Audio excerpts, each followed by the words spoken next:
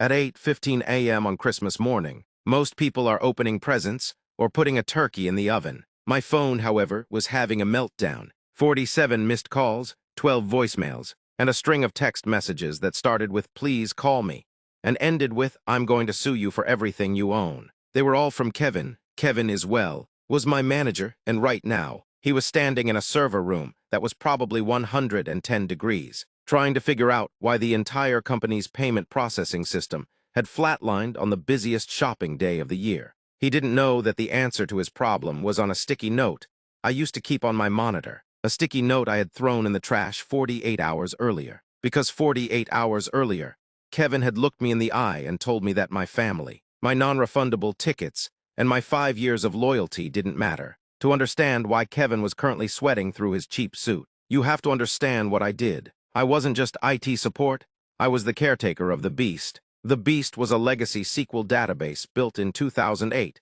by a guy who vanished to live in a yurt in Montana. I was the only person in the building who knew how to talk to the Beast, and for 3 years that was fine, until Kevin arrived.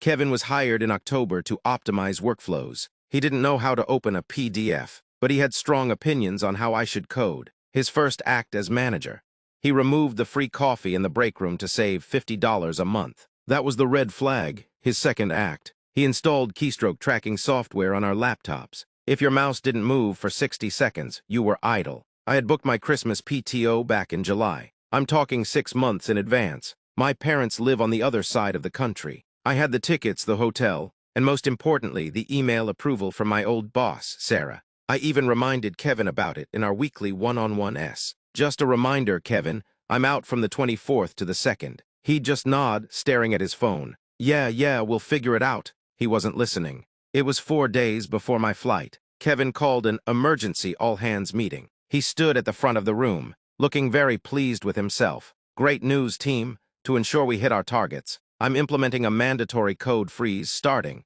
December 24th. My stomach dropped, he continued. This means all leave is canceled. It's all hands on deck, no exceptions. The room went silent. People looked at me. They knew I was leaving. I walked into his office immediately after the meeting. Kevin, I have non-refundable tickets. This trip cost me $2,000. It was approved in July. He didn't even look up from his laptop. He just waved a hand at me. That's when he swiveled his chair around. The moment that sealed his fate. He smiled a smug, condescending little smile. You're not hearing me? You're an employee. If you're not in this chair on December 24th, don't bother coming back. Time froze. I replayed his words in my head. Don't bother coming back. He thought he was giving me an ultimatum. But actually, he was giving me permission. I went straight to the company intranet and downloaded the employee handbook. I spent the next 2 days engaging in what I call aggressive compliance. Kevin wanted me to focus on core duties. Fine, I deleted all the custom convenience scripts I had written. I removed my personal cheat sheets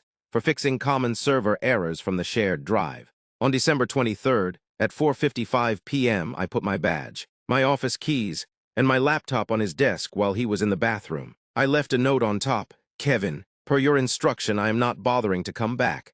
Effective immediately. I walked out the front door, got in my Uber, and headed straight to the airport. I felt 50 pounds lighter. I was sipping a margarita when the first text came through at 10 a.m. on Christmas Eve. Hey, the login for the admin portal isn't working. What's the new password? I ignored it. By 2 p.m., the Beast had filled its log files. The server crashed. They lost an estimated $60,000 in sales. Kevin tried to blame me. He told the VP I sabotaged the system. But when HR pulled the logs, they saw I hadn't touched the code. The system broke because he didn't know how to run it. Kevin was let go in mid-January. I'm currently working at a new place that respects PTO for 30% more pay. So remember, if your boss tells you don't bother coming back, make sure you take them up on the offer.